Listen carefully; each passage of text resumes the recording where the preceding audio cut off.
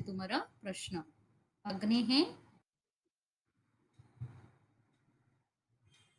अग्ने मध्यम ज्योतिरूपम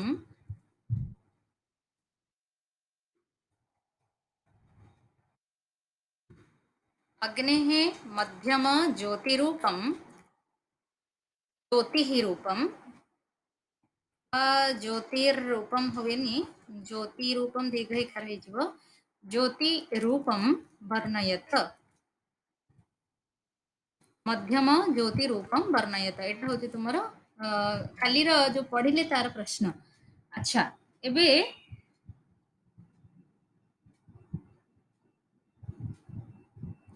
एबे देख पिले तापरे उत्तर ज्योति माने उत्तम ज्योति रूपम कहले अग्निकर द्यु स्थानीयत्व अग्नि मध्य द्यु स्थान रे विद्यमान ए कथा पई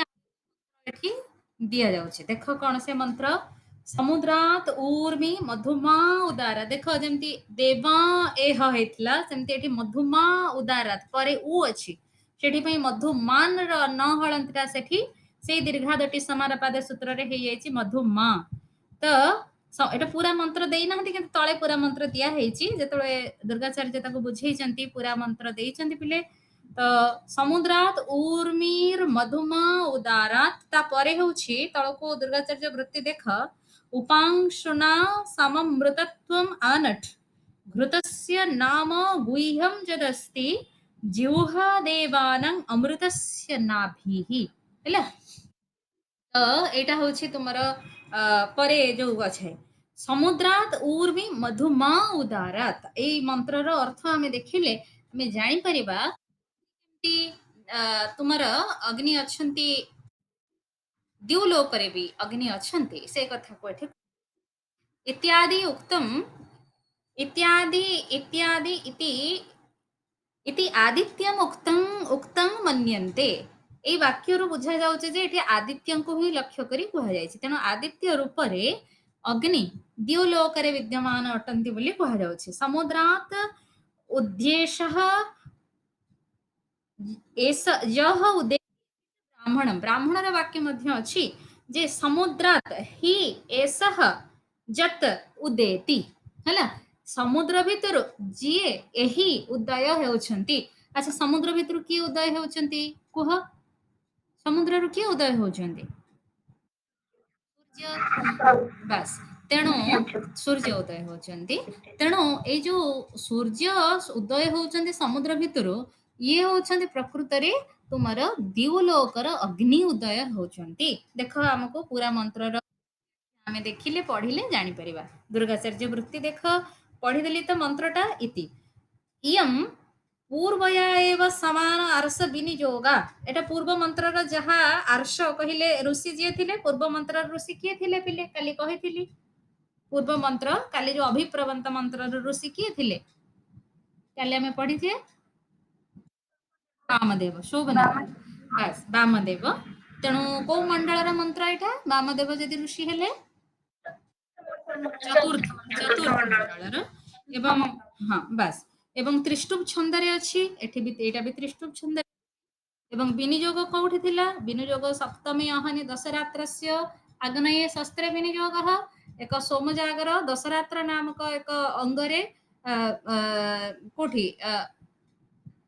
आज्य आज्य शस्त्रे कि रुक मंत्र पाठ कला बेले आज्य कहले घृत शस्त्र कहले रुक मंत्र आज्य शस्त्रे विनियोग है ना सौरी देवता सौरी माने यह सूर्य संबंधी मंत्र एटा तेणु सौरी दीर्घ इकार लेखा है सूर्य संबंधी किंतु दीर्घ इकार स्त्रीलिंग रे लेखा है कारण एटा रुक रुकटा स्त्रीलिंग से ए प्रकार लेखा है सौरी सौरी बोली कहा सूर्य एठी देवता देख आम ए मंत्रर अर्थ देखा कौन अर्थ कहुई देख समुद्रात समुद्र समुद्रवण धर्मण हाँ समुद्र शब्दर बहुत गुड़े निर्वचन निरुक्तरे अच्छी पांचटा निर्वचन समुद्र समुद्रवंती समुद्रवंती एनमापः समभिद्रवंती अस्मातापः समुदको भवति समुन्नतो भवति है एमती है कि एठी समुद्र शब्दर निर्वचन प्रथम अध्याय निरुक्त रे दिया जायछि जहा ठारू सब पानी पानी बा जल निर्गत समुद्र ही जल आमर जलीय बाष्प होगी आकाश को जाए ଆଉ ସମଭି ଦ୍ରବନ୍ତି ଏନ ମାପହ ଯୋଉ ସମୁଦ୍ରକୁ ଅଭିମୁଖ ହେଇକି ସବୁ ଜଳ ଆସିକି ପଡିଥାନ୍ତି ସମୁଦ୍ରରେ ସବୁ ଆଡର ଜଳ ଆସିକି ପଡିଥାନ୍ତି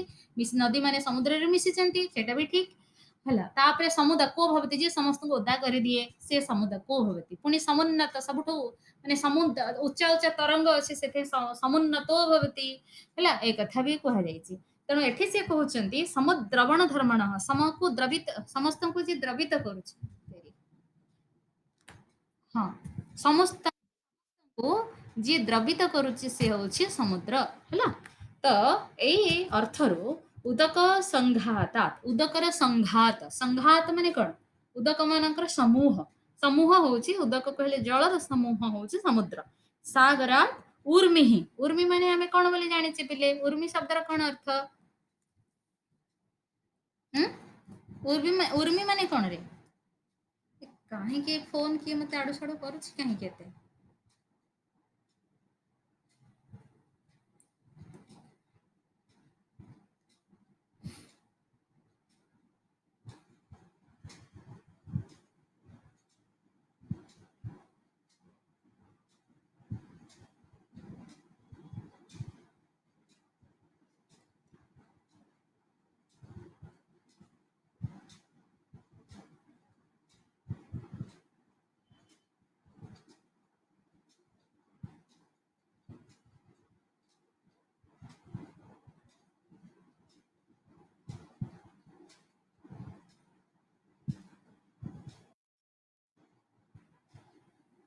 ହଁ ଏବେ ଏବେ ଶୁଣାଗଲା ପିଲାମାନେ ହଁ ଆଜ୍ଞା ଆଜ୍ଞା ମ୍ୟାମ୍। ହଁ ଅନ୍ୟ କିଛି କଲ୍ କୁଆଡୁ କଣ ସେ କମ୍ପାନୀ ଫୋନ ଆସିଗଲେ ଏଭଳି ହଉଛି ମୋର ହଁ ଠିକ ଅଛି ଆମେ ଯିବା ଆଗକୁ ଯିବା ହଁ ଦେଖ ସମୁଦ୍ରାତ ସମୁଦ୍ରବଣ ଧର୍ମଣ ସମୁଦ୍ରବଣ ଧର୍ମଣ ସମୁଦ୍ର ସମସ୍ତଙ୍କୁ ଅଭିଦ୍ରବିତ କରିବାର ଯୋଉ ଧର୍ମ ଅଛି ଉଦକ ସଂଘାତ ସାଗର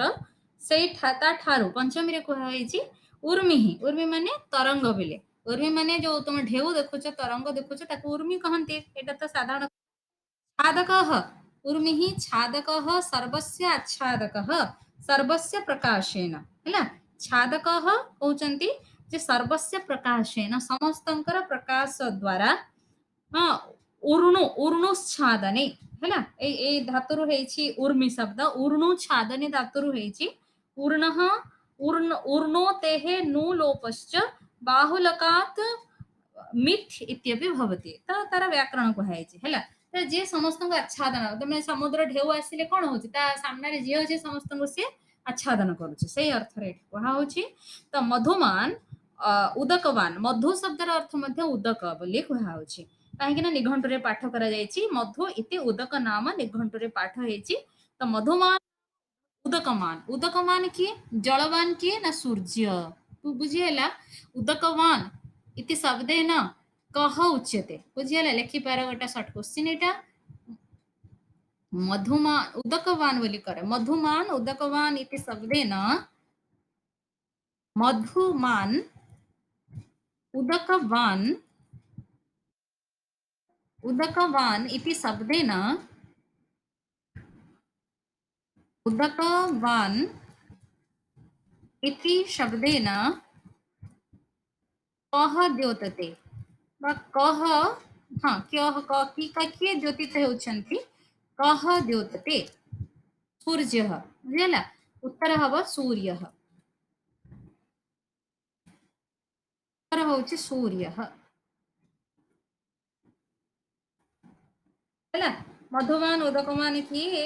ନା ସୂର୍ଯ୍ୟ ତାପରେ ଦେଖ ତ मधु उदक नाम उदारात शब्द जो उदारत अछि उदारत प्रकाष्ठ अछि समुद्रात उर्मी मधुमा उदारत ता माने उदकमान मधुमान सूर्य समुद्रात उदारत समुद्ररु उदारत नाम उदेति एटा होछि अन्वय से जो फर्स्ट एतिके लाइन रो हैला तुमे अन्य पूरा मंत्र को न लेखिले भी एतिकी तो एठी ही गोटे वाक्य अछि तो मधुमा मधुमा ऊर्मिः समुद्रात उदारत ସମସ୍ତଙ୍କୁ ଆଚ୍ଛାଦନ କରି ଉଦକମାନ ସୂର୍ଯ୍ୟ ସମୁଦ୍ରରୁ ଉଦୟ ହେଉଛନ୍ତି ବୁଝିହେଲା ତେଣୁ ଫାଷ୍ଟ ଲାଇନ୍ ହିଁ କହିଦଉଛି ଯେ ସମସ୍ତଙ୍କୁ ଆଚ୍ଛାଦନ କରି, କାରଣ ଆମକୁ ସୂର୍ଯ୍ୟଙ୍କର କିରଣ ସବୁକୁ ସବୁକୁ ଆଚ୍ଛାଦନ କରିକି ରହିଛି ପିଲେ। ତେଣୁ ଉର୍ମି ସମୁଦ୍ରରୁ ଏଇ ଉର୍ମି ମାନେ ସୂର୍ଯ୍ୟଙ୍କର କିରଣକୁ ଏଠି ବୁଝଉଛି, ସମସ୍ତଙ୍କୁ ଆଚ୍ଛାଦନ କରିକି ସୂର୍ଯ୍ୟଙ୍କର କିରଣ ଜଳଯୁକ୍ତ ସୂର୍ଯ୍ୟ, କାରଣ ସୂର୍ଯ୍ୟ ହିଁ ଜଳ ନେଇକି ଯାଉଛନ୍ତି, ତେଣୁ ତାଙ୍କୁ ଉଦକମାନ ବୋଲି କୁହାଯାଉଛି, ମଧୁମାନ ବୋଲି କୁହାହଉଛି। ସିଏ ସମୁଦ୍ରରୁ ଉଦିତ ହେଉଛନ୍ତି ବୋଲି କୁହାଗଲା। ତାପରେ ପୁରା ମନ୍ତ୍ରକୁ ଆମେ ଦେଖିବା ପ୍ରକୃତରେ ତା ଭିତରେ କଣ ଭାବ ଅଛି ଏ ମନ୍ତ୍ରର। ଦେଖ ପୁରା ମନ୍ତ୍ରକୁ ଅର୍ଥଟା ଆମେ ଦେଖିନେବା। ତ ଅହନି ଉଦାରାତ ଉଦେତି ଉଦଗଚ୍ଛତି ଅହନି ଅହନି ଅହନି ଅହନି ମାନେ ପ୍ରତିଦିନ ଉଦୟ ହେଉଛନ୍ତି, ନାଇଁ ପ୍ରତିଦିନ ସେ ଏଇଭଳି ଭାବରେ ସୂର୍ଯ୍ୟ ସମୁଦ୍ରରୁ ଉଦିତ ହେଉଛନ୍ତି। ତ ତାପରେ ସେ କହୁଛନ୍ତି ଯେ अथ प्रथम जन्म अभिप्रेत्य आह, प्रथम जन्म सह पुनर्जातः सन् अंशुना, अंशु शब्दर अर्थ मंत्र रे अछि परे उपांशुना, परवर्ती जो तळକୁ ଲେଖା ହେଇଛି उपांशुना समम अमृतत्वम आनट्र, चंद्रଙ୍କର ଲକ୍ଷଣ ହେଉଛି ଅମୃତତ୍ୱ, ଅମୃତତ୍ୱ ତତ୍ତ୍ୱ ଚନ୍ଦ୍ରଙ୍କ ପାଖରେ ଅଛି। କାରଣ ଆମର ଯେତେ ଗଛ ଲତା ଫୁଲ ଫଳ ଯେତେ ଯାହା ଅଛି ସେମାନେ ରାତ୍ରିରେ ଚନ୍ଦ୍ରଙ୍କୁ ସୋମ ବୋଲି କୁହାଯାଏ, ତୁମେ ଜାଣିଛ।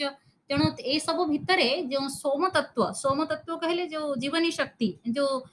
ମାନେ କଣ କହୁଛ ପୁଷ୍ଟିକାରକ ପଦାର୍ଥ ଅଛି, ସେ ଚନ୍ଦ୍ରଙ୍କ ପାଖରୁ ଆସେ। କିନ୍ତୁ ଚନ୍ଦ୍ରଙ୍କର ସେଇ ଯୋଉ ଶକ୍ତିଟା କୋଉଠୁ ଆସେ ନା ସୂର୍ଯ୍ୟଙ୍କ ପାଖରୁ ଆସେ, ଏଇ କଥାକୁ ଏଠି କୁହା ହେଇଛି। ତ ସହ ପୁନଃ ଜାତଃ ସନ୍ ଅଂଶୁନା, ଅଂଶୁନା ନାମ ଚନ୍ଦ୍ରମସା କହିଛି କାଲି ବେଧ ଶବ୍ଦର ରୂପ ଭଳିଆ ଜାତ ବେଦସ୍ ଯେମିତି ହେଇଛି, ବେଧସ୍ ହେଇଛି, ପ୍ରଚେତସ୍ ହେଇଛି, ଚନ୍ଦ୍ରମସ୍ ହେଇଛି, ସବୁ ଗୁଡାକ ସକାରାନ୍ତ ପୁଂଲିଙ୍ଗ ବ୍ୟଞ୍ଜନାନ୍ତ ପଦ।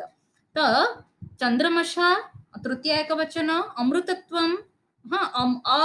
ଅମୃତ ଭାବମ୍ ହେଲା, ଉପସମ୍ ଆନଟ୍ ଉପସମ୍ ବ୍ୟାପ୍ନୋତି, ଉପ ମାନେ ନିକଟ, ସମ୍ୟକ ରୂପରେ ବ୍ୟାପ୍ତ ହଉଛି। ତେଣୁ ସମସ୍ତ ପୁଣି ପୁଣି ଜନ୍ମ ହେଇ ପୁଣି ପୁଣି ଜାତ ହଉଛନ୍ତି କିଏ ନା ଚନ୍ଦ୍ରମା, ପୁଣି ପୁଣି ଜନ୍ମ ହେଇ ନିଜର ଅମୃତ ତତ୍ତ୍ୱକୁ ସମସ୍ତଙ୍କ ପାଖରେ ବ୍ୟାପ୍ତ କରୁଛନ୍ତି। ଗଲା ତାପରେ ଲୁଙ୍ଗ ଲକାରରେ ହେଇଛି ବୋଲି ସେ କହିଲେ, କୋଉଟା ଲୁଙ୍ଗ ଲକାରରେ ହେଇଛି ନା ଆନଟ୍ ଶବ୍ଦଟା ଲୁଙ୍ଗ ଲକାରର ପ୍ରୟୋଗ। ତ ତାପରେ ଗଲା, ତାପରେ ବ୍ୟାକରଣ କୁହାଯାଇଛି। ତାପରେ ପରକୁ ଆସ, ଏପଟକୁ ଆସ। କଥଂ ଅମୃତତ୍ୱଂ ତେନ ସମାନଟ୍ର, ସମାନ ଭାବରେ ଅମୃତ ତତ୍ତ୍ୱକୁ ସେ ସମସ୍ତଙ୍କ ପାଖରେ ପ୍ରଦାନ କରୁଛନ୍ତି ଚନ୍ଦ୍ରମା। ତ କେମିତି ଅମୃତ ତତ୍ତ୍ୱକୁ ସେ ପାଉଛନ୍ତି ନା ତାକୁ ସେ ବୁଝେଇଛନ୍ତି। ଦେଖ ଘୃତସ୍ୟ, ଘୃତ ମାନେ ଉଦକ ବୋଲି ଆମେ କାଲି ପଢିଥିଲେ, ଘୃତସ୍ୟ ଧାରାଃ ଉଦକସ୍ୟ ଧାରାଃ ବୋଲି ପଢିଥିଲେ। ଆଜି ବି ଦେଖ ସେୟା ସେ କହୁଛନ୍ତି ଘୃତସ୍ୟ ଉଦକସ୍ୟ ହବିଷଃ ବା, ଦିଟା ଅର୍ଥ ହେଇପାରିବ। ଘୃତସ୍ୟ ମାନେ ଉଦକର, ନଚେତ ହବିର ହେଲା। ଯତ୍ ନାମ ନମନମ୍ ଗୁହ୍ୟಂ ରହସ୍ୟଂ ଅଭିଜ୍ଞାତಂ କେନଚିତ୍ ଅପି ଅତ୍ର अस्ति, ମାନେ ଉଦକର ଯେଉଁ ନମନୀୟ, ଅତ୍ୟନ୍ତ ନମନୀୟ ଗୁଣ ଅତ୍ୟନ୍ତ ଗୂଢ ହେଇକି ସମସ୍ତଙ୍କ ପାଖରେ ଅଛି ଜଳର, ହେଲା ଜଳର, ତାହା ଚନ୍ଦ୍ରମସୀ ବିଦ୍ୟତେ। ଜଳ ତତ୍ତ୍ୱ ଯେଉଁ ରସ ତତ୍ତ୍ୱ, ଜଳ ମାନେ ରସ, ରସ ହୁଏ ବେଦରେ ଅଧିକାଂଶ ଜାଗାରେ ଜଳକୁ ରସ ବୋଲି କୁହାଯାଇଛି। ସମସ୍ତ ଲତା ଗୁଳ୍ମ ଶସ୍ୟ ଫଳ ଫୁଲ ଭିତରେ ଯେଉଁ ରସ ତତ୍ତ୍ୱ ଅଛି ତାହା ଚନ୍ଦ୍ରଙ୍କ ଠାରୁ ଆସିଛି ହେଲା। ଦେବାନାಂ ନାମ ରଶ୍ମୀନାಂ ଜିହ୍ୱା ତଦ୍ ଅମୃତମ୍ ନିତ୍ୟମ୍ ଆସ୍ୱାଦୟନ୍ତି ଦେବାଃ ତେନ ନ ମ୍ରିୟନ୍ତି, ଦେବତା ମାନେ ପ୍ରତିଦିନ ତାକୁ ସବୁ ଆସ୍ୱାଦନ କରୁଛନ୍ତି, ଯୋଉଥିପାଇଁ ସେମାନେ ଅମର, ବୁଝିହେଲା। ତେଣୁ ଚନ୍ଦ୍ରଙ୍କର ଯୋଉ ଅମୃତ ତତ୍ତ୍ୱ ଆମର ଫଳ ଫୁଲ ବୃକ୍ଷ ଲତା ଗୁଳ୍ମ ଶସ୍ୟ ଭିତରେ ରହିଛି, ସେ ସବୁକୁ ଦେବତା ମାନେ ଅହରହ ଆସ୍ୱାଦନ କରୁଛନ୍ତି, ଯୋଉଥିପାଇଁ ସେମାନେ ଅମର। ଏ କଥାକୁ ଏଠି କୁହାଯାଇଛି ହେଲା। ରଶ୍ମିନାମ, ସେ କହୁଛନ୍ତି ଦେବାନାମ ଶବ୍ଦର ଅର୍ଥ ଦେବ ଶବ୍ଦ ଦ୍ୟୁଲୋକ ସ୍ଥାନୀୟ ବୋଲି ଆମେ ଜାଣିଛେ, ଦେବ ଦାନାତ ବା ଦୀପନାଥ ବା ଦ୍ୟୋତନାଥ ବା ଦ୍ୟୁସ୍ଥାନାଥ ବା, ତେଣୁ ଏଠି ଦ୍ୟୁସ୍ଥାନୀୟ ହଉଛି ରଶ୍ମି, ସୂର୍ଯ୍ୟଙ୍କର କିରଣ। ତେଣୁ ସୂର୍ଯ୍ୟଙ୍କର କିରଣ ସବୁବେଳେ ତାକୁ ଅହରହ ପାନ କରୁଛି, ନାଇଁ ପାନ କରୁନି। ତୁମେ ଦେଖ ଯେତେ ରସକୁ ଶୋଷଣ କରୁଛି କିଏ, ସେ ସୂର୍ଯ୍ୟ ରଶ୍ମି ଶୋଷଣ କରୁଛି। ତେଣୁ ଅହରହ ଦେବତା ମାନେ କହିଲେ ସୂର୍ଯ୍ୟଙ୍କର ରଶ୍ମି ମାନେ ଅହରହ ଅମୃତ ତତ୍ତ୍ୱ କୋଉଥିରେ ଅଛି ନା ଲତା ଗୁଳ୍ମ ବୃକ୍ଷ ଇତ୍ୟାଦିରେ ଅଛି, ତାକୁ ସେ ଶୋଷଣ କରୁଛନ୍ତି। ସେଥିପାଇଁ ସୂର୍ଯ୍ୟ ରଶ୍ମି ପ୍ରତିଦିନ ଆସୁଛି, ପ୍ରତିଦିନ ସିଏ ଯଥା ପୂର୍ବଂ ତଥା ପରଂ ନିତ୍ୟ ନୂତନ ନିତ୍ୟ ତରୁଣ ହେଇକି ସୂର୍ଯ୍ୟ କିରଣ ଆସୁଛି, ବୁଝିହେଲା। ସେଇ କଥାକୁ ଏଠି ଅମର ବୋଲି କୁହାଯାଇଛି। ପ୍ରକାରାନ୍ତରେ ଏଇ କଥାଟାର ଭାବ ସମ୍ପ୍ରସାରିତ ହେଇକି ଦେବତା ମାନେ ଅମର ବୋଲି କୁହାଯାଇଛି ହେଲା। ତେଷାମ୍ ଅମୃତସ୍ୟ ଅମରଣସ୍ୟ ନାଭିଃ, ଏଇ ଅମୃତ ତତ୍ତ୍ୱର ନାଭି କହିଲେ କେନ୍ଦ୍ରସ୍ଥଳ ବା କାରଣ କଣ, ନହନମ୍ ନାଭି କହିଲେ ମଧ୍ୟସ୍ଥଳ, ସହ ହେତୁଃ एहार हेतु माने ए जो अमरणशीलतार हेतु होची किए से केंद्रस्थल होची किए ताहले सूर्य सूर्य माने किए से अग्नि बुझिला तेणु ये अमरणशीलतार मुख्य होचंती अग्नि कहबाको गले प्रकारांतरे एमिति भावरे एठी बुझी दिया हेची हला दीर्घादटी अत्र दीर्घादटी समानपादे एई सूत्ररे नस्य ऋत्वे हां यस्त्व लोपो हला नर प्रथमे कोन हबो से कहउचंदी रु हबो ऋकार हेले कोन हबो विसर्ग हे थाए किंतु विसर्ग न हे कि एटे न हळत कोन दीर्घात अटी समानपादे अट वर्ण परे अछि उटा अट वर्ण भितरे आसुछि कारण अई उणु उटा अछि ता भितरे अट प्रत्याहार भितरे तेणु उ अछि तेणु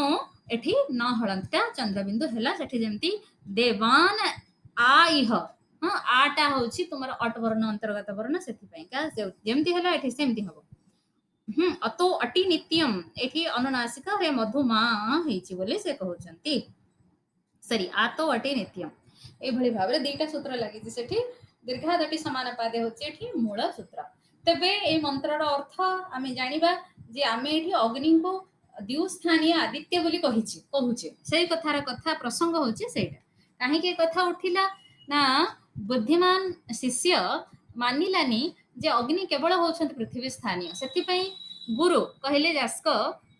एठी वर्णना करूचंती नाही अग्निकर अंतरिक्ष लोकर रूप मध्य अछि जहा काली आमे देखिले विद्युत रूप अंतरिक्ष रे एवं उत्तम व द्युस्थानीय रूप मध्य अछि जोटा होउछंती आदित्य ए मंत्र रे आमे देखिले तबे ए मंत्रर अन्वय लेख समुद्रात समुद्रात ऊर्मिः मधुमान समुद्रात ऊर्मिः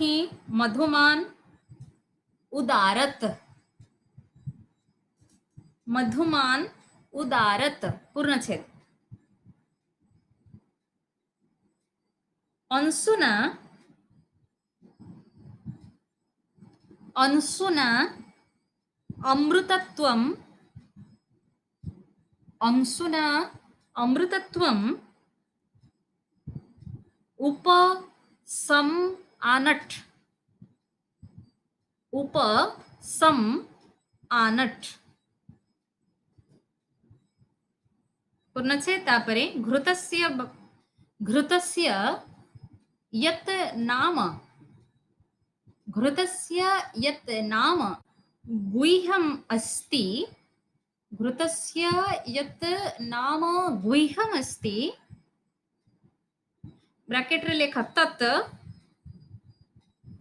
तत् देवानां अमृतस्य नाभिः तत् देवानां अमृतस्य नाभिः हैला अर्थ करिबा लेख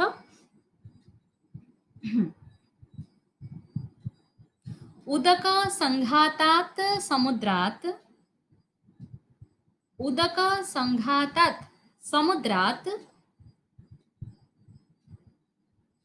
स्वप्रकाशेन सर्वस्य आच्छादकः स्वप्रकाशेन सर्वस्य आच्छादकः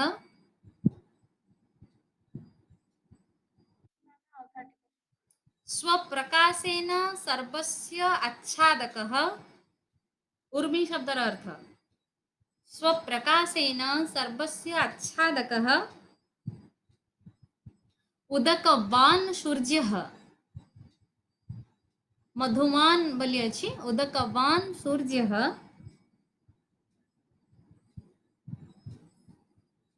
प्रतिदिनम उदेति प्रतिदिनम उदेति प्रतिदिनम को ब्रैकेट रे रख मंत्र रे प्रतिदिन नाही भाष्य रे कहा आइछि प्रतिदिनम उदेति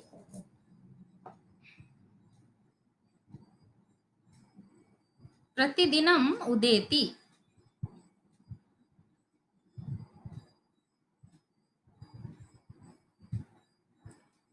हैला पूर्णछेद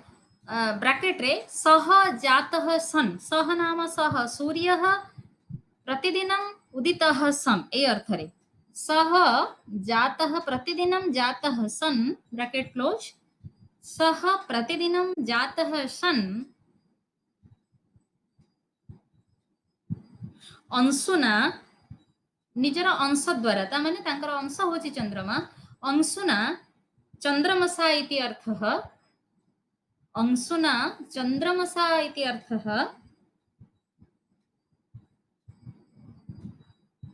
चन्द्रमसा अमृतत्वं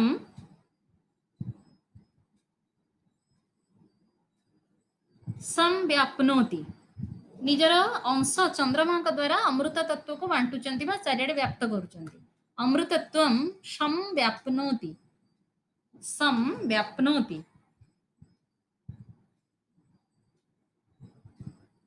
हैला पूर्णच्छेद। उदकस्य हविषः वा,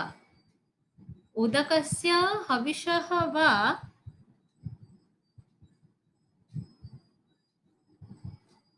जत नमनीयं, जत नमनीयं अभिज्ञातम् अमृततत्त्वम्, अमृततत्त्वं वर्तते तत् चंद्रमसि एव, तत् चंद्रमसि एव। हैला जलर जलर जो शीतलता थी चंद्रर मध्य से शीतलता अच्छी पिले, कारण जलर प्राय समस्त सार भाग चंद्रमा पाखरे अच्छी बोली कुहाउछि। हाँ, चंद्रमा जतबे सूर्यंक किरण रे निजको आलोकित करूचंती तांक भितर से जो उदकर अमृत तत्व को से धारण करि नउचंती ए कथा को कुहाइछि। हाँ, तापरे लेख पूर्णच्छेद। तो देवानां सूर्यरश्मीनाम् इति अर्थः, सूर्यरश्मीनां जिह्वा, जिह्वा कहले तार जो तेज, जिह्वा तत् अमृततत्त्वं, जिह्वा तत् अमृततत्त्वं नित्यम् आस्वादय, नित्यम् आस्वादयति, नित्यम् आस्वादयति। अतः देवाः अमराः इति उच्यन्ते, अतः देवाः अमराः इति उच्यन्ते। देवानां अमृतत्वस्य, अमृतत्व तापरे स्य षष्ठी एकवचन, देवानां अमृतत्वस्य हेतुः, हेतुः अयमेव आदित्यरूपः अग्निः इति, अयमेव आदित्यरूपः अग्निः इति। बुझिहेला? हैला ए मंत्रर अर्थ होची एया। हमकु फर्स्ट लाइन टा इंपोर्टेंट हमर जानिबा दरकार। अमृतस्य हेतुः इति, अमृतत्वस्य, अमृतत्व तापरे षष्ठी एकवचनर प्रत्ययस्य, अमृतत्वस्य हेतुः इति। तेबे हमर प्रथम लाइन ए मंत्रर प्रथम पाद जो अछि, समुद्रात उर्मिर मधुमा उदारात, एतिकी मने रखिबा निहाती जरूरी हैला। तेणु अंडरलाइन कर ताको। हाँ, समुद्रात उर्मिः मधुमा उदारात ए लाइन तक मोस्ट इंपोर्टेंट, ताको अंडरलाइन कर। तो एतिकी कथारे से कहउचंती जे समुद्ररु बा उदकर संघातरु, संघात भितरु समस्त आच्छादन करि परुथुबा उदक युक्त सूर्य उदय हेउछंती, प्रतिदिन उदय हेउछंती। तेणु समुद्र भितरु जल भितरु जो अग्नि उदित हवा कथा कहा जाउछि, तो जल भितरु अग्नि उदित हेबे, को अग्नि उदित हे परिबो, केवल सूर्य उदित हे परिबे। तेणु जलरु उदित हेउथुबा अग्नि सूर्य अटंती, त्या माने अग्निकर प्रतिरूप द्युलोकरे होउछंती सूर्य। ए कथा एथुरु प्रमाणित हेउछि। एठी गोटे लाइन तुमे लेखि पार जे उदकात अग्नेः, लिखि दियो गोटे लाइन, उदकात अग्नेः उत्पत्तिः, उदकात अग्नेः उत्पत्तिः, उदकात अग्नेः उत्पत्तिः आदित्यं संकेतयति, आदित्यं संकेतयति, अतः द्युलोके आदित्य एव अग्निः। अतः द्युलोके आदित्य एव अग्निः। ता परकु आस दुर्गाचार्यंकर भाष्य सरीनी से बुझौचंती ननु एवं ननु लागिला माने पिला माने जेते भाष्य अछि तुमे ननु जोठी लागि शंका करा जाउची प्रश्न पचरा जाउची ननु एवं तत उदाहरणम असमर्थम नहीं अस्मिन् मंत्रे अग्नि शब्दः अस्ति ना ना हमर शंका होउची ए प्रकार उदाहरणटा असमर्थ उदाहरण काहे कि ना देख ए मंत्र रे कोठी भी गोटे जगह रे अग्नि पद नाही बुझियाला सेति में तांकर शंका हेछि प्रश्न होउची जह अग्नि ही अग्नित्वम आदित्यस्य ख्यापेयम अग्नि शब्द तो नहीं तेणु अग्नि माने आदित्यंकर अग्नित्व को किए से बुझेला केमती बुझेला ए कथा पचरा होछि हला जोडी जोडी तुमे नन्नु लागिची सेटा हमर शास्त्रीय कण शैली नन्नु लागिला माने सेठी शंका करा जाउची तत्र आह आर उत्तर रे कहा जाउची से कहले ना नन्नु एठी अग्नि पद ही नाही ए मंत्र रे मूलरो तेणु केमती तुमे कहिदेल जे अग्निंकर आदित्यत्व बोली ए सॉरी सॉरी आदित्यंकर अग्नित्व उल्टा कहली आदित्यंकर अग्नित्व इत्यादि इत्यादि जत उक्तं मन्यन्ते नैरुक्ताः ଏହା ନୈରୁକ୍ତକାର ମାନେ ମନେ କରୁଛନ୍ତି ଇତି ଅନେନ ମନ୍ତ୍ରେଣ ଏହି ମନ୍ତ୍ର ଦ୍ୱାରା ଉକ୍ତମ ଅଗ୍ନି ରୂପତୟା ଆରେ ଅଗ୍ନି ଶବ୍ଦ ନ କୁହାଗଲେ ବି ଅଗ୍ନିଙ୍କର ରୂପ ଅଗ୍ନିଙ୍କର ସ୍ୱରୂପ ଅଗ୍ନିଙ୍କର କର୍ମ ଏଠି କୁହା ହେଇଛି କେମିତି तद एतत् तद एतत् न अस्य आदित्य देवतात्वेन सौनकेन उक्तेन अपि तु आदित्यः अनेन मन्त्रेण उच्यते इति स्फुटमेव मन्त्रस्य एठारे आदित्य जे स्फुट वा स्पष्ट ए कथारे संशय नाही किंतु जो कथा कहा जाइछि जे पृथ्वी रे समुद्रटा कोन आकाश रे समुद्रटा तो पृथ्वी रे बुझियला तेणु समुद्र भितरु जेतेबेले जणे उदय हो सेठी कुहा जायनी सेठी सूर्य कि सेठी अग्नि से कथा कुहा जायनी सेठी कहै छै मधुमान हैला ऊर्मि भी ही मधुमान उदेति ऊर्मि भी ही नाम स्व सर्वस्य आच्छादकैः तत्त्वैः कश्चित मधुमान नाम उदकमान उदकवान जहाँ भितरे जलर संभावना भरपूर मात्रा रे अछि सी उदय हेउछंती तेणु यार अर्थ सेठी जल को किए नौची ना अग्नि तत्व तेजस तत्व शोषण करके नौची तेणु तेजस तत्व शोषण करके नौथुआ बेले पार्थिव अग्नि सेठी उदित हेई परिबे नाही ସେଥିପାଇଁ ସେଠି ଯିଏ ଉଦୟ ହଉଛନ୍ତି ସେ ହଉଛନ୍ତି ଦ୍ୟୁଲୋକର ଅଗ୍ନି ମାନେ ସୂର୍ଯ୍ୟ ହେଲା ଏଇ କଥାକୁ ସେ ଏଠି ସ୍ପଷ୍ଟ କରୁଛନ୍ତି ନାହିଁ ଦେଖ ଏଠି ଏଇ ଲାଇନ ବ୍ରାହ୍ମଣ ବାକ୍ୟ ଅଛି समुद्रात समुद्रात ही एसह जत उदेति ए लाइन रे ब्राह्मण लाइन नहीं पार्थिव समुद्रात उदेति बुझी पारल म एबे कहिले पार्थिव अग्नि के समुद्र रे उदय हे परिबेनी पार्थिव अग्नि को समुद्र रे नै कि रखिले तो कोन हबो से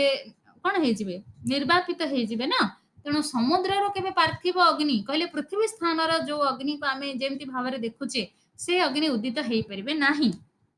तेणु आउ किए से समुद्र उदय हे परिबो हैला तेणु से कहउछन्ते तस्य उदकेन विरोधात कारण पार्थिव अग्निकर उदक जल संगे विरोध भाव अछि किंतु अंतरिक्ष स्थानीय अग्निकर एवं द्यू स्थानीय अग्निकर जल सहित विरोध नाही जल संगे सेमानकर संपर्क अछि हैला अंगांगी भाव संपर्क अछि देख विद्युत जेतेबेले देखुछ समस्त आमर उदकर धारा जाइकी विद्युत पाखरे निपतित हेउछन्ते बा विद्युत रे जाइकी यज्ञ रे समिधा समर्पित हेबा बेले समर्पित हे जाउछन्ते एठी समुद्र रो उदय होउछन्ते सूर्य तेणु एमानकर उदक संगे विरोध नाही किंतु पार्थिव अग्निकर उदक संगे विरोध अछि होला तेणु एठी से कहउछन्ते तस्मात् आदित्यः अत्र अग्नि अभिप्रेतः इति न असमर्थ उदाहरणम तेणु एठी जे आदित्य अभिप्रेत आदित्यः अत्र आदित्यः अत्र अग्निः अभिप्रेतः तेणु एठी जो कथा कुहा जायछि सेठी अग्निकर कथा ही कुहा जायछि कारण तेजस तत्व ही आमर जल तत्व को बाष्पीभूत करके नब बाष्पीभूत करके नेला परे ही से उदकमान बा तेजियान बोली कहब तेणु सेई कथाटा एठी अग्नि ही आदित्यंक अभिप्रेत करूचंती बोली एठी कोनोसी असमर्थ उदाहरण यह नुहे यह एक समर्थ उदाहरण ए कथा को एठी कुहा गला तेणु तुम मानक पई प्रश्न होछि अग्ने कह कि पार्थिव से अग्ने कह खाली अग्ने कह किसी असुविधा नहीं अग्ने द्यू रूपत्वम द्युरूपत्वं वर्णयत अथवा अन्य प्रकार भी ये प्रश्न हो परिबो अथवा अग्नेः पार्थिव अग्नेः पार्थिव अग्नेः उत्तम ज्योतिष ज्योतिः रूपम् उत्तम ज्योतिः रूपं वर्णयत उत्तम स्थान रे जो ज्योति रूप अछि ताकू वर्णना कर हैला एटा तुमर प्रश्न एटा पढ़ी सरले আজি आकु एठी लेखिबा आकु आउरी स्पष्टीकरण रे तळकु तळकु कुहा हेछि आमे देखिबा अथापि ब्राह्मणं भवति काहे कि आमे कारण अग्नि जे सूर्य ए कथार प्रमाण आमे मंत्र रे सीधा सीधा लेखा नै सेई कथा को शिष्य पुणी जुक्ति करके प्रश्न पचारुची जे एठी तो अग्नि कथा तेणु एटा केमति समर्थ उदाहरण हैला शिष्य ही पचारछि धर तेणु शिष्य को उत्तर दौचंती ना ना एठी जो कथा सब कुहा जायछि अग्नि ही कुहा जायछि तेबे अग्नि केबे जेहेतु पार्थिव अग्निकर जल सहित विरोध भाव अछि तेणु एठी सूर्य ही अभिप्रेत अग्नि तत्व द्वारा तापरे अन्य उदाहरण ब्राह्मण वाक्य माध्यम रे से कथा को आहुरी स्पष्ट करूचंती अथापि ब्राह्मणं भवति अग्निः सर्वा देवताः ହେଲା ତେଣୁ ଆଦିତ୍ୟ ଯେ ଅଗ୍ନି ଏ କଥାକୁ କହିବା ପାଇଁ ଆମକୁ ଆହୁରି ପ୍ରମାଣ ଦରକାର ସେଥିପାଇଁ ବ୍ରାହ୍ମଣର ଲାଇନ ଏଠି ଉଦାହରଣ ଭାବରେ ନିଆଗଲା ଅଗ୍ନି ସମସ୍ତ ଦେବତା ଅଟନ୍ତି ଏ କଥା ଆମେ ଆଗରୁ ବି ପଢି ସାରିଛେ ପିଲେ ନାରସଂସାହା ଇତି ନୈରୁକ୍ତାହା ଲାଇନ ଯେତେବେଳେ ଆସିଥିଲା ସେତେବେଳେ ମନେ ପକା ନାରସଂସାହା ମାନେ नारसंसाः अग्निः इति शाकपुणिः किन्तु नारसंसाः यज्ञः इति काथक्यः हाँ तापरे यज्ञो वे विष्णुः काथक्यंकर मत को स्पष्ट कले किन्तु अग्निकर मत शाकपुणिक मत को स्पष्ट करिबा पई हमर सेठी लाइन आसीथिला हाँ अग्निः सर्वाः देवताः बोली आ सेही प्रकरण रे प्रथम छेडा प्रथम पादर कथा सेठी मध्य कंक्लूजन रे कहबा पई नारसंसा माने अग्नि मत को सेठी जास्क ही समर्थन करचंती कहवा ପାଇଁ ସେଠି ବି କହିଛନ୍ତି ଅଗ୍ନି ହିଁ ସର୍ବାଃ ଦେବତାଃ ସମସ୍ତ ଦେବତା ଅଗ୍ନି ଅଟନ୍ତି ବୋଲି କୁହାଗଲା ଆଚ୍ଛା ମତେ ଏଠି କୁହ ସର୍ବାଃ କାହିଁକି କୁହାଗଲା ସର୍ବେ କାହିଁକି କୁହାଗଲାନି କୁହ ସହଜ ପ୍ରଶ୍ନ ହଁ ଦେବ ବାସ୍ ଦେବତା ସ୍ତ୍ରୀଲିଙ୍ଗ ହବାରୁ ସେଇଟା ସରବା ହେଲା ବାସ୍ ଶୋଭନମ ଭେରି ଗୁଡ ତ ଦେବତା ଶବ୍ଦ ସ୍ତ୍ରୀଲିଙ୍ଗ ବହୁବଚନ ସେଥିପାଇଁ ସର୍ବାଃ ଦେବତାଃ ଏଠି ଦେବତାଃ ଅଛି ତେଣୁ ସର୍ବାଃ କୁହାଗଲା ଆଚ୍ଛା ଆଗକୁ ଯିବା ତେବେ ତସ୍ୟ ଉତ୍ତରା ଭୂୟସ୍ୟ ନିର୍ବଚନାୟ ହଁ ଏଇ କଥାକୁ ପୁଣି ଗୋଟେ ନିର୍ବଚନ ଭୂୟସ୍ୟ ନିର୍ବଚନାୟ निशेषेण वचनाय निशेषेण कथनाय पुनः उत्तर रुक् उदाहरण रूपेण दीयते पुणी गोटे रुक् मंत्र को एठी उदाहरण भाव रे दिया जाउची अथ खळो अयमपि हाँ अथ खळो अयम अपामपि अपांग नाम उदकानां जलानां अथ खळु अप शब्दटा नित्य बहु आपह आपह शब्द नित्य बहुवचनान्त पिले हैला सेटा नित्य आपह तापरे आपह अद्भिः अद्भ्यः अद्भ्यः अपां तापरे अप्सु तो नित्य बहुवचनान्त शब्द तो अपामपि शङ्करः अग्निशब्दस्य जलर शङ्कर दन्त्यस शङ्कर माने कोन पिले कि कहि परिबो भगवत गीता प्रथम अध्याय कुहाଯାଇଛି कुह दन्त्यस शङ्कर माने कोन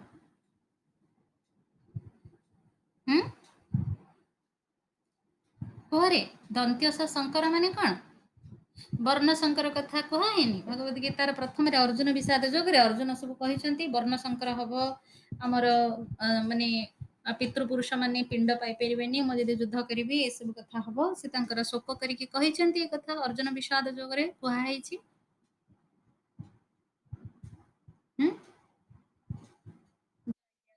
जायते वर्णशङ्करः शङ्कर नरका एव कुलघ्नानं कुलस्य च पतन्ति पितरो हे सा लप्तपिण्डदकक्रिया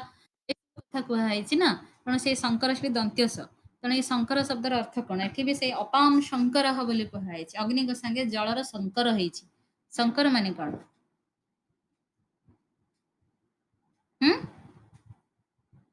ତାଲବ୍ୟସ ଶଙ୍କର ମାନେ କଣ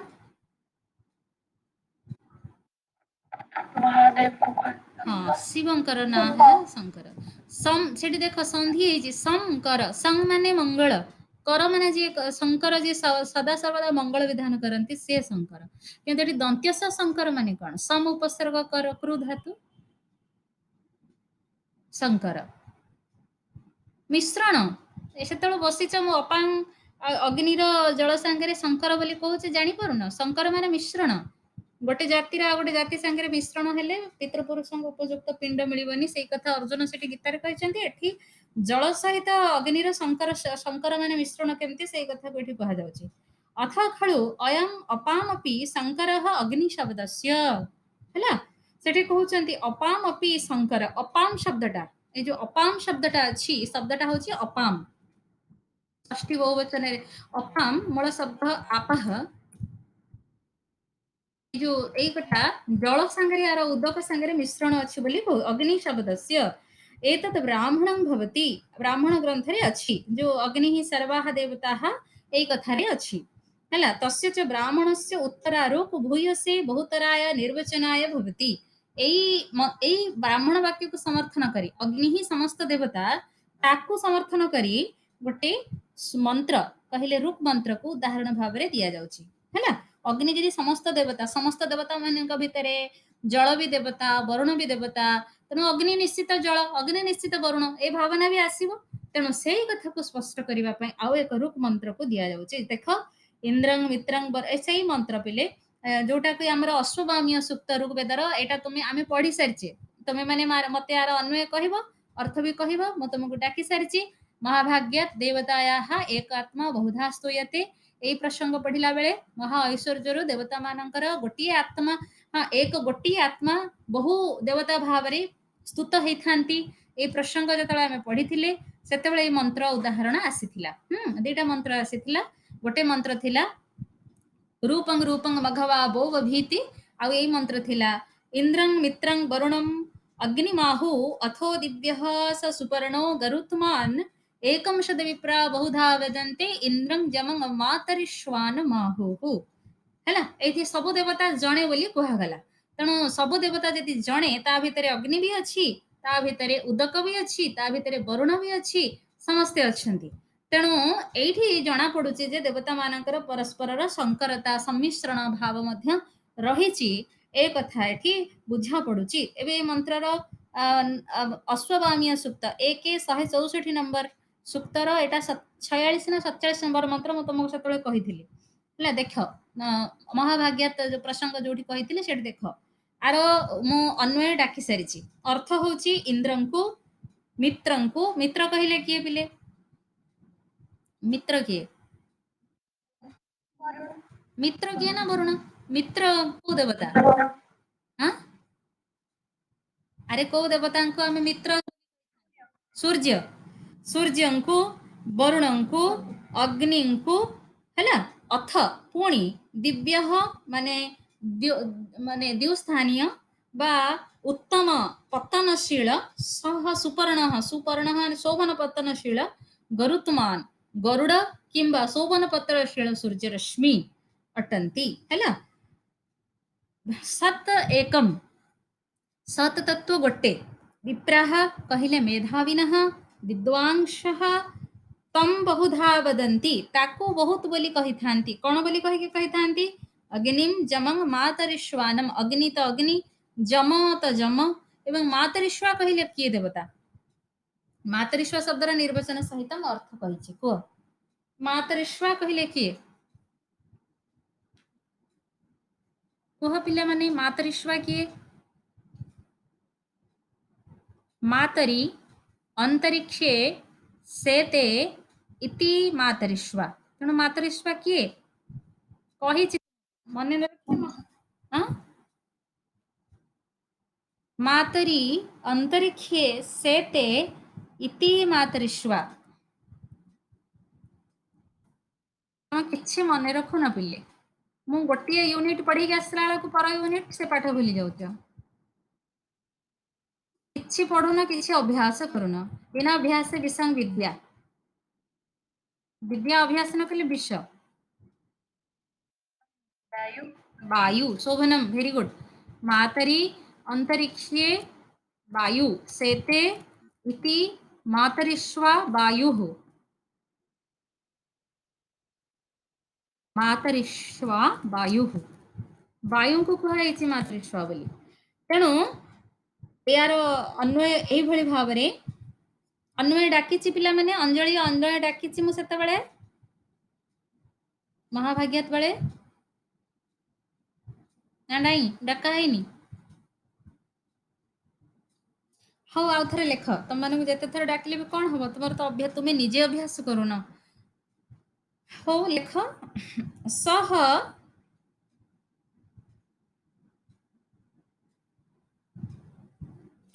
दिव्य सुपर्ण गरुत्मान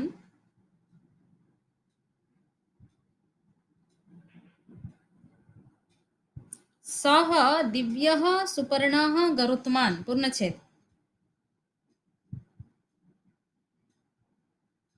अथ इंद्रं मित्रं वरुणं इंद्रं मित्रं वरुणं अग्निम आहुः अग्निम आहुः पूर्णछेद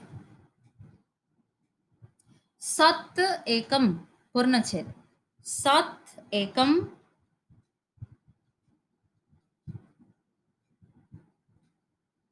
विप्रः अग्निम जमम यम य लिखिब ज लिखिबनी यमम अग्निम यमम मातरिश्वानम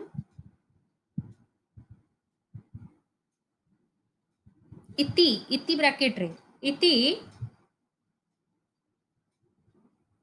ना एटा भूल है दीटा जोड़े क्रियापद अच्छी टिके रही जाओ सत एकम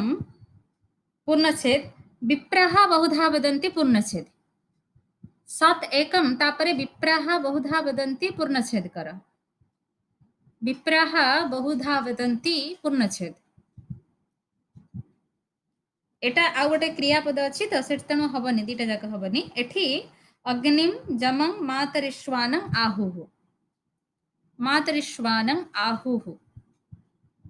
है अर्थ लेख द्योतनशीलः द्योतनशीलः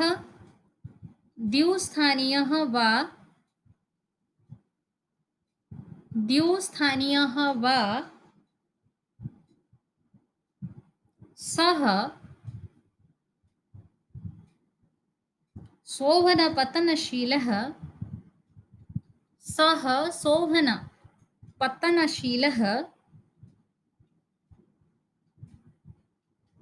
गरुडः रश्मिः वा गरुडः रश्मिः वा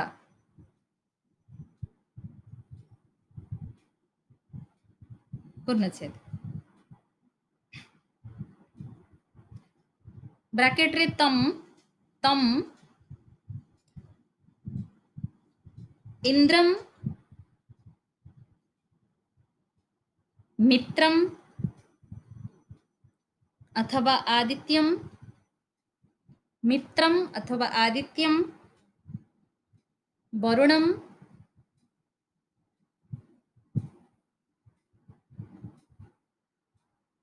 अग्निम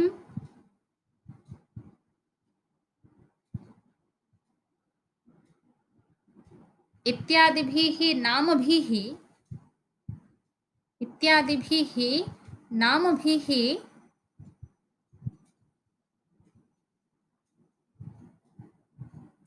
वदन्ति इत्यादिभिः नामभिः वदन्ति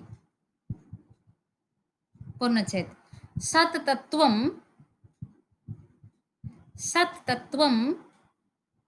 एकमेव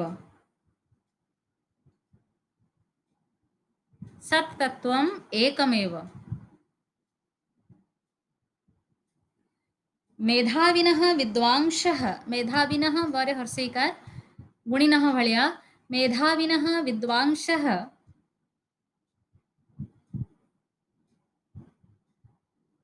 तत् तत्त्वं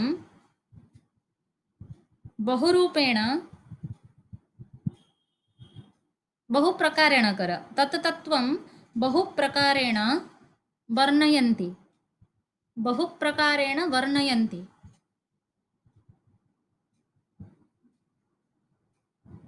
यथा अग्निः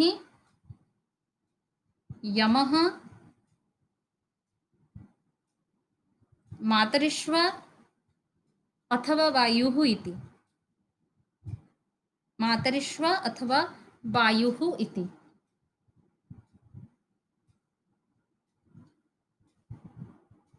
ହେଲା ପ୍ରକୃତରେ ଏଠି ଏଇ ଯୋଉ ଶେଷ ତିନିଟା ଶବ୍ଦ ଅଛି ନା ଅଗ୍ନି ଯମ ମାତୃ ଯମ ମାନେ ସଂଯମ ସଂଯମ କଲେ ନିୟମିତ ନିୟମିତ କହିଲେ ଏଠି ଆଦିତ୍ୟଙ୍କୁ ବୁଝଉଛି ପ୍ରକୃତରେ ଆଉ ମାତୃଶ୍ଵ କହିଲେ ବାୟୁ ତେଣୁ ଏ ତିନି ସ୍ଥାନର ଦେବତା ଅଗ୍ନି ହେଲେ ପୃଥିବୀ ସ୍ଥାନୀୟ ଯମ ହେଲେ ଦିଉ ସ୍ଥାନୀୟ ମାତରିଶ୍ଵ ହଉଛନ୍ତି ଅନ୍ତରିକ୍ଷ ସ୍ଥାନୀୟ ଏ ତିନି ସ୍ଥାନର ଦେବତାଙ୍କୁ ଶେଷରେ ଏଠି କୁହାହେଇଛି